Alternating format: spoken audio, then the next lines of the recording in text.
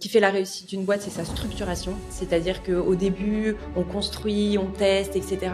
Mais il y a un moment donné, si on n'arrive pas à se structurer, en fait, les fondations, elles deviennent trop fragiles et tout peut s'écrouler. Moi, quand il y a un doute, il n'y a pas de doute. C'est-à-dire que même si j'arrive pas à mettre le doigt précisément sur ce qui fait que je le sens pas, en fait, j'y vais pas. C'est hyper important. Les people qui font partie d'une boîte, enfin, la clé d'une boîte, c'est l'humain.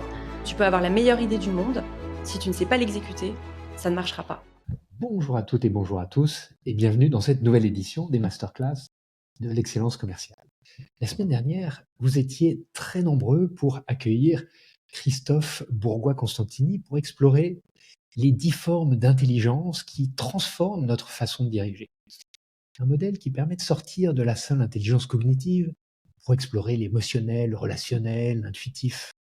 Et c'est précisément là que la question de leadership prend toute sa dimension. Comment est-ce qu'on peut se diriger soi-même avant de diriger les autres? Comment est-ce que cette clarté intérieure nous aide une fois que l'on sait qui on est en tant que manager? Comment est-ce qu'on construit les systèmes qui vont nous faire passer de l'intuition à la performance? Vous pouvez retrouver cette masterclass sur votre plateforme de podcast préférée ou sur notre chaîne YouTube. Aujourd'hui, nous allons parler d'un tout autre sujet qui est assez intime également. Comment est-ce qu'entre dirigeants, on peut créer une machine de croissance? Et pour ça, j'ai le plaisir d'accueillir Claire Jacinto. Bonjour Claire. Bonjour Roland. Merci de me recevoir. Eh bien, écoute, c'est un grand plaisir. Et puis la croissance, c'est un sujet qui nous est très cher chez Incentive et donc on va avoir plein de choses à partager. On va commencer par ton portrait. Est-ce que Julien, tu peux nous dresser le portrait de notre invité du jour? Bonjour Claire et merci de nous rejoindre. Donc pour dresser votre portrait de manière synthétique et dynamique, donc nous allons commencer par vos études. Donc vous commencez vos études par un DUT en statistique informatique décisionnelle à Paris Descartes, suivi d'une licence en mathématiques appliquées. Vous prolongez ensuite avec un Master 2 Audit Finance Contrôle à l'ESCEM qui vous donne les outils pour lire une organisation à travers ses flux, ses risques et ses équilibres financiers. Après 2 années dans le conseil en finance chez Primexis, vous rejoignez SoWeFund, une plateforme de financement participatif en tant que directrice des opérations. SoWeFund sera racheté plus tard par le fonds transatlantique de Marc Menassé, Founders Future. Vous entrez ensuite dans l'univers des transactions services chez 2C Finance. Vous avez accompagné plus de 200 startups dans leurs opérations de haut de bilan, levée de fonds, opérations buy-side et sell-side. En 2023, vous devenez la COO de 2C Group, la maison mère de 2C Finance. Vous en dynamisez la croissance, engagez plus de 50 recrutements et copilotez en décembre 2024 la signature d'un LBO. En 2025, vous créez avec Noémie Tur Helio.io qui accompagne les entreprises en croissance dans la structuration et la scalabilité de leurs fonctions commerciales. Votre offre repose sur une conviction. Chaque étape de croissance requiert des expertises spécifiques, longues et parfois douloureuses à acquérir. Avec vos équipes d'entrepreneurs expérimentés, vous faites gagner du temps au scale. La communauté des masterclass de l'excellence managériale est très heureuse de vous accueillir aujourd'hui. Alors Claire, tu as passé des années à disséquer les entreprises, à les analyser de l'extérieur, dans l'audit, dans le conseil, avant de comprendre que ta véritable passion, c'était pas d'observer, c'était de construire. Ton associé te décrit comme une machine de guerre, rapide, rigoureuse, dotée d'une capacité rare à passer de la finance pure au management opérationnel en un claquement de doigts. Quand s'est passé ce déclic de l'analyse vers l'opérationnel? Je pense que j'ai toujours su au fond de moi que j'avais envie de créer, que j'avais envie de construire. J'ai commencé très jeune sur, attention, grosse expérience entrepreneuriale à l'âge de mes 6 ans. Je faisais des gâteaux que j'allais vendre porte à porte dans mon quartier. J'ai aussi fait des bijoux, des parfums. Bon, à l'époque, c'était facile parce que c'était pas moi qui supportais les coûts. Non, et plus sérieusement, après, comme l'a dit Julien, j'ai eu un parcours scolaire assez classique, école de commerce, spécialisée en finance. Et très tôt, j'ai fait le choix de m'orienter sur des petites structures avec des grandes ambitions et très proche des entrepreneurs, de l'entrepreneuriat. C'était vivre l'entrepreneuriat de l'intérieur dans les boîtes que je rejoignais et aussi être constamment au contact de CEO, d'entrepreneurs, parce que je trouve que c'est des gens qui sont passionnants Et en fait, ça m'a permis, j'avais cette envie de comprendre les business, de comprendre ce qui marchait, de comprendre ce qui marchait pas, les enjeux en fonction des stades de maturité, des secteurs, etc. Et le fait de rejoindre des structures qui étaient petites, ça permettait en fait d'avoir le côté très exécutant, très opérationnel parce que j'étais jeune, mais aussi d'être très vite confrontée à des sujets de stratégie et de comprendre tous les rouages d'une société. J'ai toujours su qu'au fond de moi, mon parcours au sein de société, c'était pour me mener vers l'entrepreneuriat. Et je pense que j'avais besoin de comprendre pour prendre confiance et me légitimiser aussi, me sentir légitime de construire. J'ai toujours eu une admiration pour les gens qui sortent d'études et qui créent des super structures. Moi, je me sentais pas les épaules, je me sentais pas légitime, etc. Et je pense que c'est vraiment ma dernière expérience en tant que salariée COO de ces groupes qui m'a permis en fait de comprendre 100% des rouages d'une société et me dire ok, j'ai compris comment ça marche, je sais comment ça marche, je sais le gérer, ok, je lance et je fais pour moi. Donc moi c'est vraiment ce parcours-là qui m'a emmené vers ce chemin. Et quand j'ai fait le choix de quitter de ces groupes pour monter mon propre business, très honnêtement, je ne savais pas encore exactement ce que je voulais créer, comment, pourquoi, avec qui. Et après, moi, je crois beaucoup au timing, aux opportunités, et ça a encore fait ses preuves à ce moment-là. C'est-à-dire que quand j'ai pris la décision, c'est-à-dire que j'avais pas encore quitté la société, mais j'ai pris la décision de partir pour créer ma propre société. Un peu par hasard, par une mise en relation, j'ai croisé le chemin de Noémie, avec qui on a commencé à discuter, et quelques mois après, c'est devenu mon associé, et c'est comme ça qu'on a créé Elio. Alors, avant de parler d'Elio, tu as audité des dizaines de startups, tu as travaillé avec des centaines d'entreprises sur leurs opérations de haut de bilan. Qu'est-ce que tu en retires comme leçon d'investisseur ou d'entrepreneur sur les facteurs clés de succès de ces entreprises? Est-ce que c'est la personnalité des dirigeants? Quand tu distilles toute cette expérience, comment tu l'analyses? Alors, je pense qu'il y a énormément de facteurs clés de réussite. Après, je pense que toutes les sociétés qui ont réussi aujourd'hui, il y a des points clés qui sont hyper importants. C'est déjà, est-ce que je réponds à un besoin? Il faut vraiment répondre à un besoin. 2, c'est vraiment se structurer. Ce qui fait la réussite d'une boîte, c'est sa structuration. C'est-à-dire qu'au début, on construit, on teste, etc. Mais il y a un moment donné, si on n'arrive pas à se structurer, en fait, les fondations, elles deviennent trop fragiles et tout peut s'écrouler. Ensuite, en troisième, je dirais la capacité d'exécution.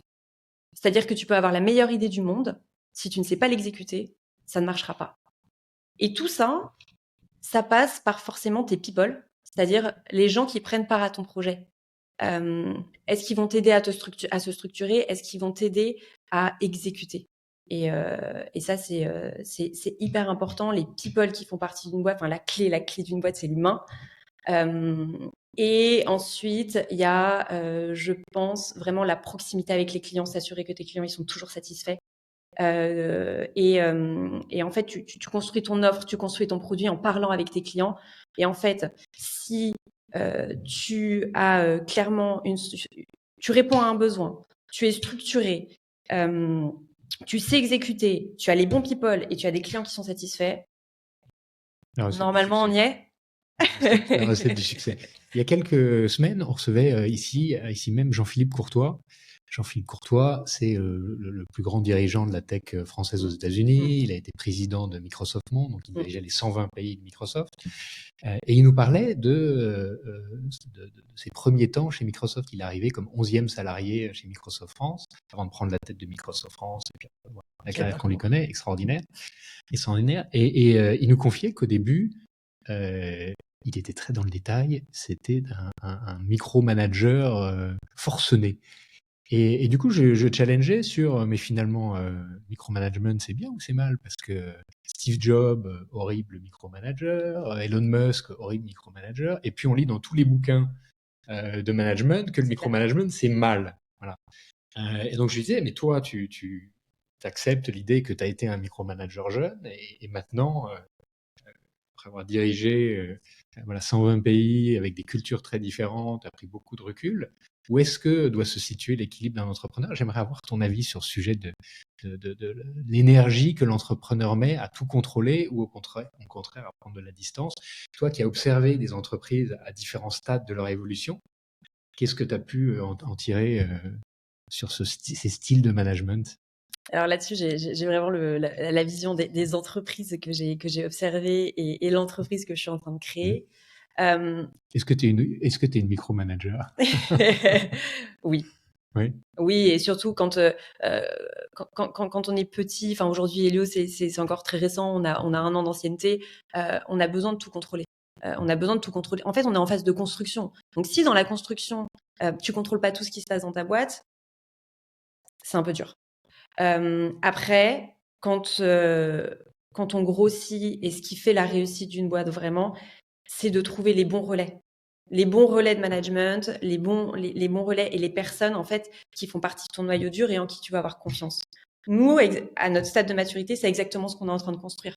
C'est avoir notre noyau dur. Nos premiers salariés, c'est notre noyau dur avec qui on construit quelque chose de spécial. C'est-à-dire qu'ils construisent, ils sont vraiment dans la construction d'Elio avec nous. Donc, on partage tout. On leur dit tout, ils savent tout ce qui se passe dans Elio, etc. Et c'est comme ça que demain, en fait, quand on va grossir et que en fait, on peut pas manager 50 personnes et comprendre tout ce qui se passe, c'est avoir les bons relais, les relais de confiance qui vont ensuite eux-mêmes manager des personnes avec aussi leur style de management. Mais je pense que ça dépend beaucoup du stade de maturité d'une boîte. Il y a en effet être 11e salarié d'une boîte et après piloter des équipes de 100 personnes, de centaines de personnes, on manage plus de la même manière. Tu as construit chez de ces groupes, donc de ces groupes, c'est 5 sociétés différentes qui travaillent essentiellement sur l'accompagnement des startups et des scale-up. Quel était le moment où tu n'as plus été dans l'opérationnel et tu t'es dit, voilà, il faut que je prenne du recul et que je construise une vision avec les autres dirigeants? Alors c'est ce que je disais un peu plus tôt, je pense que quand on rejoint une société qui est jeune, moi quand je suis rentrée chez De.C. Finance, on n'était même pas 15. Et quand je l'ai quitté, c'était un groupe de près de 200 personnes. Quand on arrive très tôt dans une boîte, bien sûr si on en a l'envie, parce que c'est pas obligatoire, mais si on en a l'envie, très vite, on peut arriver sur d'autres sujets que juste l'opérationnel. Moi, à l'époque, je faisais du transaction services, donc je faisais des rapports de due deal pour les fonds d'investissement. Et donc, en fait, j'adorais cette notion de comprendre les business, j'adorais échanger avec les CEO, etc. Rédiger les rapports, c'était pas le moment qui me faisait vibrer. Donc, je suis arrivée tôt, on était en train de construire ce pôle TS, et en fait, très vite, il a fallu grossir. On avait une très belle croissance, etc. Donc en fait, très vite, tu rentres. À l'époque, on était 3 dans l'équipe. Donc en fait, très vite, tu rentres sur ces enjeux stratégiques de comment je me développe, comment je processe, où est-ce qu'on veut aller, qu'est-ce qu'on veut construire. Et en fait, c'est presque un projet intrapreneurial, tu vois, quand c'est comme ça. Et c'est génial parce que quand tu arrives tôt et que c'est toi qui recrutes, tu choisis les gens avec qui tu travailles. Et en fait, ça s'est fait assez naturellement et assez vite. Et même avant que je prenne le poste de COO de ces groupes, même quand j'étais sur la partie TS, Transaction Services, j'ai été assez vite confrontée à ces sujets de sortir du pur opérationnel et construire un pôle, donc une BU quoi, dans une société. Et donc, forcément, c'est avoir la bonne vision, avoir les bons process, avoir les bons talents. Donc, ça s'est fait assez naturellement et j'ai aimé ça. Et je pense que c'est ce qui a fait qu'après, j'ai eu des opportunités de passer justement sur des fonctions plus transversales. Dans cette croissance, tu as supervisé directement une 50aine de recrutements.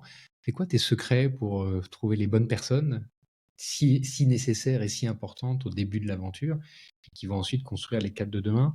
C'est quoi tes tips pour bien recruter? Alors, vaste sujet, le recrutement. Déjà, comme ce que j'ai dit juste précédemment, je pense que pouvoir recruter, déjà, c'est une chance. Et il faut se dire, en fait, j'ai la chance de choisir les gens avec qui je vais travailler. Et souvent, je pense que c'est sous-estimé. Mais recruter, c'est une vraie chance. Après, recruter, c'est un exercice qui est assez complexe. Moi, j'ai une partie où je suis très structurée, où très important de bien définir le besoin, bien définir la job description, bien définir ce que j'attends dans le parcours, tester les hard skills, faire des business cases. Moi, j'insiste vraiment là-dessus, le business case pour valider toute la partie hard skills. C'est-à-dire que moi, j'aurais fait des erreurs de recrutement aujourd'hui si je n'avais pas eu cette étape de business case. Donc, c'est valider forcément donc, les hard skills. Et après, j'ai cette partie donc qui est très structurée et en parallèle, je marche à quelque chose de très instinctif, de fit. Quand on dit fit, souvent, c'est pas juste il est sympa. Le fit, c'est est-ce que j'ai envie de voir cette personne au quotidien?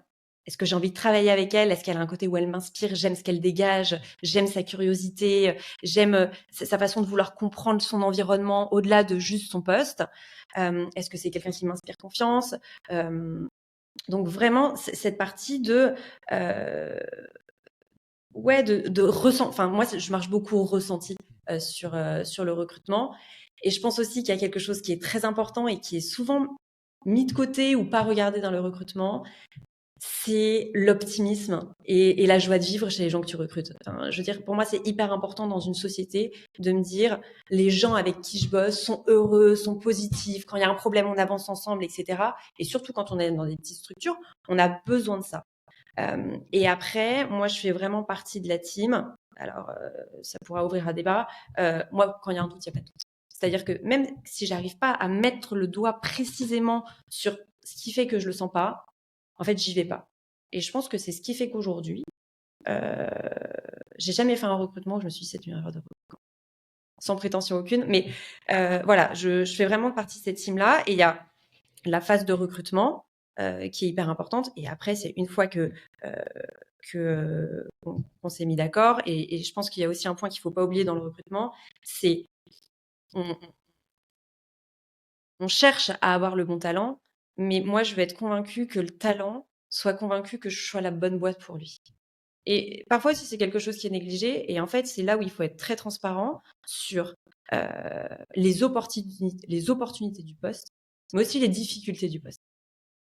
Et en fait, à partir de là, ça établit un lien de confiance en se disant, OK, est-ce qu'on est aligné? Est-ce qu'on a envie de bosser ensemble? Est-ce qu'on a envie d'y aller? Donc, c'est vraiment le juste équilibre entre les hard skills, la personnalité et le match entre les envies de la personne et les besoins de la personne. Et puis recruter, c'est aussi un peu une vente. Donc, on est toujours dans cet exercice difficile de mettre en avant toutes les qualités du poste, tout le potentiel du poste, de l'entreprise.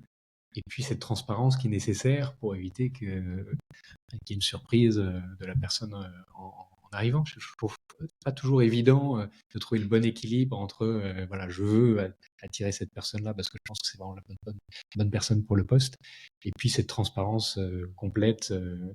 Ouais, mais le truc, c'est qu'il y a vouloir attirer, mais aussi penser à la rétention. C'est-à-dire qu'en fait, si je suis pas claire et 100% transparente avec les difficultés du poste, l'environnement de la boîte, etc., en fait, peut-être que je vais réussir à la séduire et elle va venir, mais en fait, si la personne, j'arrive à la recruter, qu'elle arrive et qu'elle est déçue, rien de pire. Donc, en fait, je préfère me dire, bon, bah, j'aurais adoré avoir cette personne, mais il y a des choses peut-être qui lui ont fait peur ou qui l'ont pas rassurée, etc. Et me dire, bon, bah, tant pis.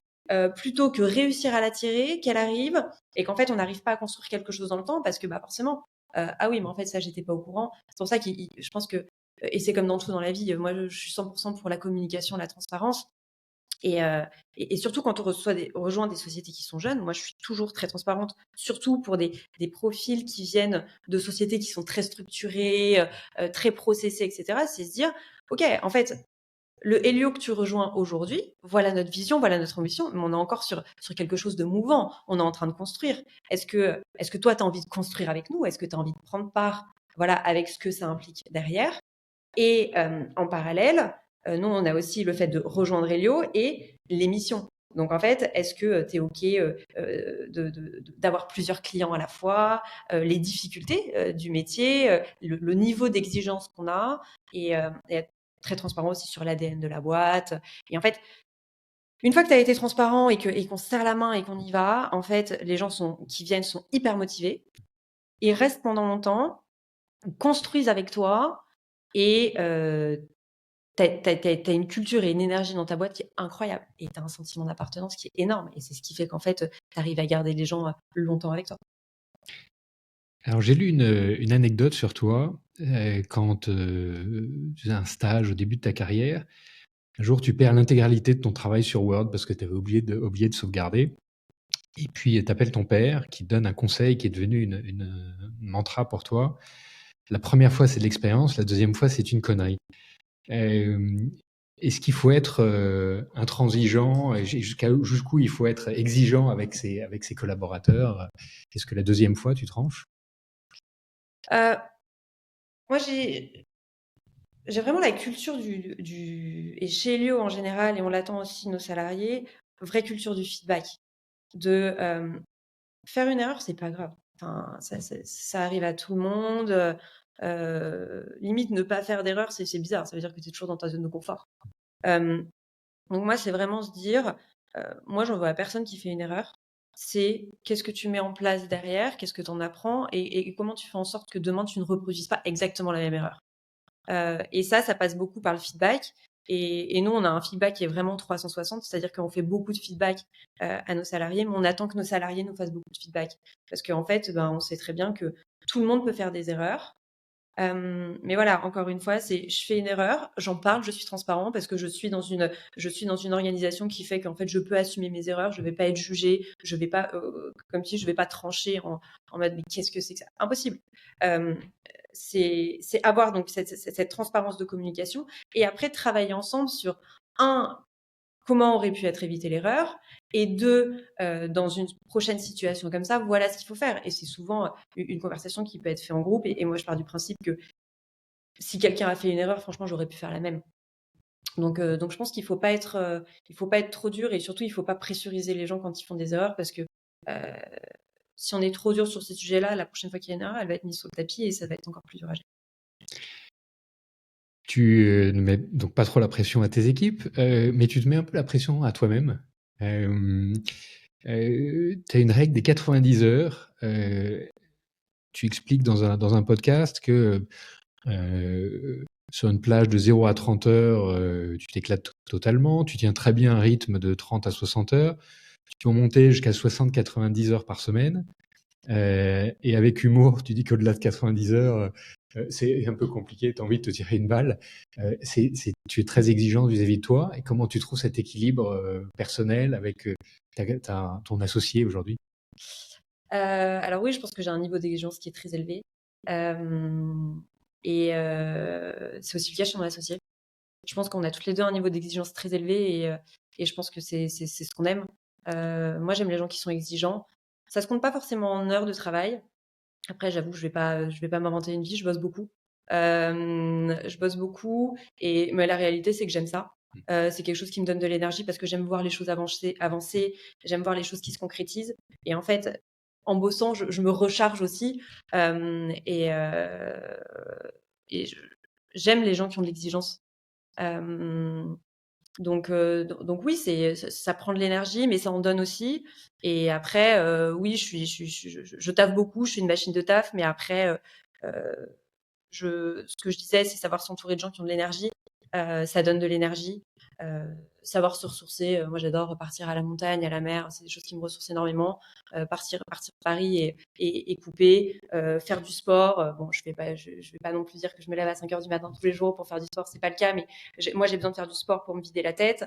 Et, euh, et je pense que c'est important d'avoir un niveau. Alors, il faut pas que ça devienne trop, mais je pense que c'est important d'être exigeant envers soi-même et surtout quand on a de l'exigence envers les gens qui vous entourent, il faut être exigeant envers soi-même.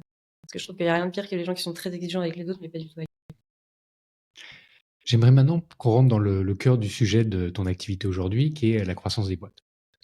Est-ce que tu peux nous parler peut-être des quelques stades que tu as observés dans la croissance depuis une jeune start-up avec de brillants ingénieurs jusqu'à des scale-up qui adressent l'international, des marchés internationaux?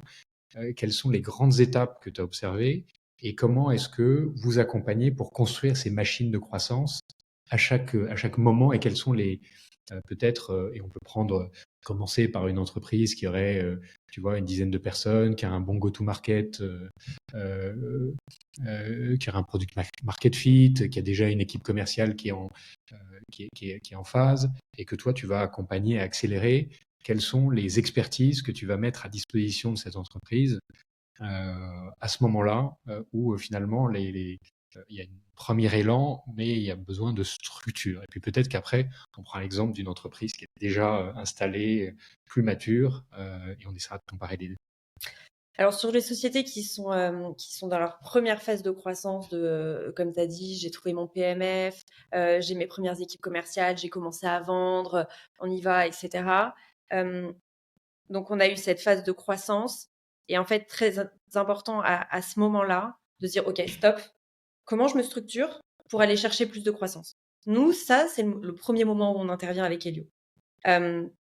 Et pour te structurer sur la partie commerciale, il y a 4 piliers qui sont phares. Et s'il y a un de ces piliers qui n'est pas ultra stable, tu vas pouvoir continuer à aller chercher de la croissance, mais il suffit qu'il y ait un petit imprévu qui vienne un peu tout casser. Donc ces 4 piliers-là, c'est OK, est-ce que ma stratégie, elle est bonne? Est-ce que ma machine commerciale, elle est robuste? Est-ce que mes process et mon pilotage, hyper important, sont au carré et maîtrisés? Et est-ce que j'ai les bons talents pour m'aider à soutenir ça?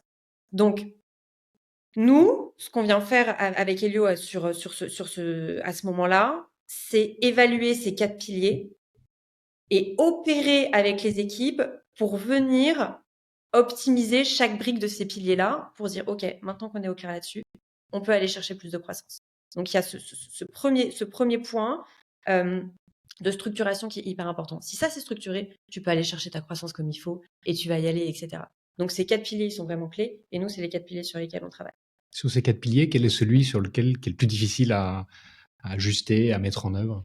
Bah alors ça dépend beaucoup des boîtes et c'est ce qui fait la beauté du métier, c'est que c'est jamais exactement la même chose. Parfois, c'est une stratégie qui est pas hyper claire. Parfois, on a une stratégie hyper claire, mais en fait, on a une machine commerciale qui est pas maîtrisée ou qui permet pas d'aller chercher plus de croissance. Ou alors, et parfois c'est plusieurs à la fois, hein, ou alors j'ai pas les bons process, j'ai pas le bon pilotage. Il y a un énorme enjeu sur le pilotage. En fait, on se rend compte qu'il y a beaucoup de sociétés qui ne pilotent pas leurs opérations commerciales.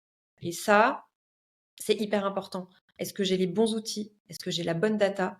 Est-ce que j'ai les bons rituels? Est-ce que j'ai les bonnes données pour piloter? Et aussi, est-ce que j'ai le bon discours cross-fonction? Est-ce que je parle avec le marketing? Est-ce que je parle avec la finance? Très souvent, on voit que les sales et la finance se parlent pas du tout. Ça, c'est toujours un petit warning. Et les talents. Est-ce que j'ai les bons talents? Et au-delà d'avoir les bons talents, est-ce que je les mets dans les bonnes conditions pour aller chercher toujours plus de performance?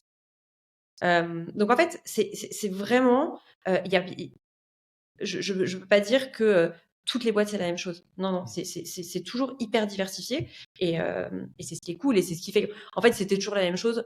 Nous, on n'aurait pas de boulot. C'est qu'en fait, c'est toujours. Et puis tout ça, ça dépend de ton secteur, de ton business model, de ton stade de maturité. Et donc c'est toujours hyper varié. Mais une fois que tu as ces 4 piliers qui sont très clairs et bien structurés, tu peux aller chercher ta croissance tranquille. Maintenant, je prends une entreprise, 50, 100 personnes, qui a déjà déployé son business en France et dans quelques pays européens, et qui veut accélérer sa croissance, qui veut vraiment scaler, partir aux États-Unis. Comment est-ce qu'une entreprise comme celle-là, vous pouvez l'accompagner et quels sont les leviers qu'il faut activer? En fait, nous, une fois qu'on a eu cette phase de structuration, après, on passe plutôt sur des phases de justement restructuration, de se dire OK, donc là, aujourd'hui, je suis à 100 personnes, et cetera. Mais en fait, dans la vie d'une boîte, tu as toujours des événements commerciaux qui arrivent. Les événements commerciaux, c'est hyper diversifié. Ça peut être une levée de fonds, le lancement d'un nouveau produit, le lancement d'un nouveau marché, un rachat, un redressement judiciaire. En fait, toutes ces choses-là font qu'en fait, tu as besoin de, restructurer une machine commerciale qui va te permettre d'aller chercher de la croissance. Et c'est toujours les mêmes piliers. C'est quoi ma nouvelle stratégie? C'est quoi ma nouvelle machine commerciale? Par exemple, tu vois, si on prend un exemple très concret, il y a des sociétés qui arrivent à faire leur premier million d'euros 100% sur l'inbound. À un moment donné, tu vas aller chercher beaucoup plus de croissance et mettre en place une machine outbound. Ça, c'est restructurer une machine. Et aller chercher de la outbound, c'est restructurer une machine sur ta strat, sur ta sales machine, sur tes process, sur tes talents. Et en fait, chaque fois que tu as un événement commercial, tu dois venir restructurer ça. Et le fait de faire appel à des externes, des personnes qui ont déjà vécu ça, ça te permet en fait d'avoir un impact très rapide et d'éviter surtout des erreurs qui peuvent être très très. Vous accompagnez aussi sur le quatrième pilier, sur la partie recrutement. Alors aujourd'hui, Elio, on n'est pas une société de recrutement, mais Oui. on accompagne sur la partie recrutement, justement en s'assurant que on a la bonne job desk. Parce que très souvent on recrute des talents en disant oui, voilà, enfin, il faut être très précis sur ce qu'on recherche. Est-ce que je cherche quelqu'un, un profil complet, ou est-ce que je cherche quelqu'un qui est 100% people oriented? C'est hyper important. La job description, elle est souvent sous-estimée. Mais c'est aussi ça qui permet d'attirer les bons talents. On les aide à mettre en place le bon process et à faire passer les recrutements pour s'assurer que c'est la bonne personne pour la boîte. Et nous, une fois que la personne est recrutée et arrive en interne, on peut aussi se charger de l'onboarding pour justement bien les former sur tout ce qu'on a mis en place dans la société. Comment est-ce que tu vois l'impact de l'IA dans cette machine de croissance? Quel process ça vient toucher? Quelle organisation ça vient bouleverser? Je pense que l'IA, ce qui est génial sur l'IA, c'est que ça te permet d'automatiser toutes les tâches qui sont chronophages et répétitives. Et comme ça, tu peux te focus sur l'essence même des sujets que tu es en train de traiter.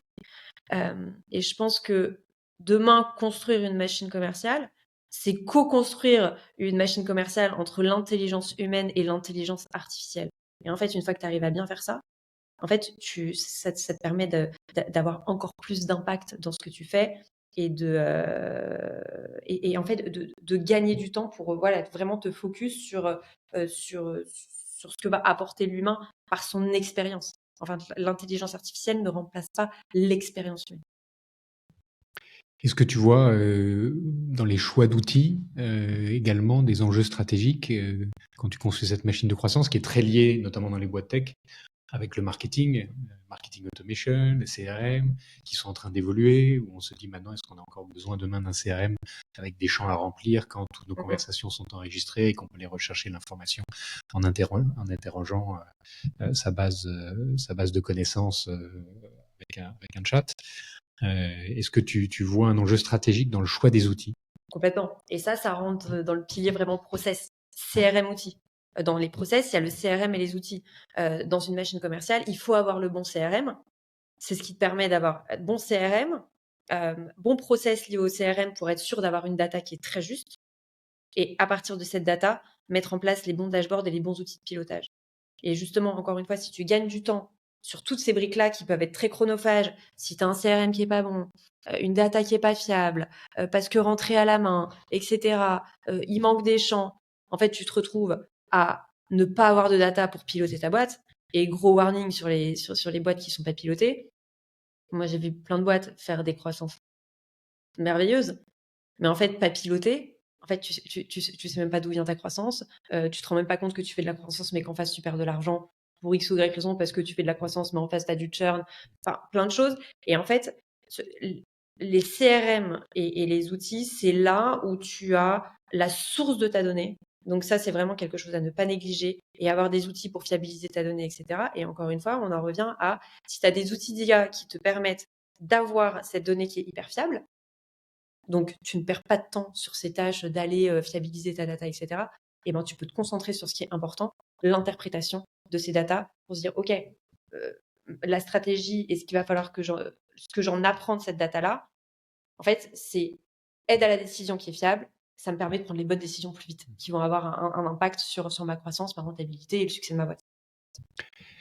Pour finir, j'aimerais qu'on parle de leadership et de management avec toute ton expérience d'accompagnement de ces startups, avec ton expérience d'entrepreneur toi-même. Quel conseil tu donnerais à un dirigeant aujourd'hui pour recréer ce sentiment d'appartenance, cet esprit entrepreneurial au sein de son organisation? Nos auditeurs, c'est des patrons de grandes boîtes, c'est des directeurs commerciaux de grandes boîtes, il y a aussi beaucoup de managers commerciaux ou d'entrepreneurs. Quel conseil tu donnerais pour recréer ce sentiment qui est hyper important dans les équipes commerciales, d'envie finalement? Comment est-ce qu'on peut aujourd'hui redonner envie aux équipes pour aller chercher de la croissance? Je pense que c'est mettre en place une culture ambitieuse et de la performance. Les équipes commerciales, elles ont envie d'être performantes. Et en fait, ça passe par les accompagner, avoir les bons rituels et constamment partager les succès avec eux. Et les équipes commerciales, c'est des équipes qui ont envie d'être challengées, qui ont envie d'apprendre, etc. Donc en fait, il faut leur donner les outils, le temps d'être ultra performants et de bien les coacher. Et je pense que c'est la culture de la performance et l'ambition, elle est hyper importante pour les équipes sales. Et en fait, quand on a des équipes qui se sentent soutenues, coachées, valorisées, qui ont un carrière path qui est très clair, un système de rémunération qui est aussi très simple, très clair, très lisible, en fait, ça te permet de te mettre dans les meilleures conditions pour qu'ils excellent. Et en fait, ta réussite commerciale, elle passe en grande partie aussi par tes talents commerciaux. Au-delà des autres piliers, justement, c'est le dernier pilier, c'est les talents. C'est constamment mettre en place cette culture de la performance, garder cette vélocité commerciale et après, c'est parti. Et beaucoup de transparence, encore une fois. Beaucoup de transparence. Merci pour celle que tu nous as donnée aujourd'hui en nous parcourant ton parcours et ces bons conseils. La culture de la performance, on en a tous besoin dans cet environnement très, très variable. Merci beaucoup de ta présence avec nous. Merci à tous de votre fidélité. On vous donne rendez-vous la semaine prochaine pour une nouvelle édition des Masterclass de l'excellence managériale. Merci à tous. Merci Roland.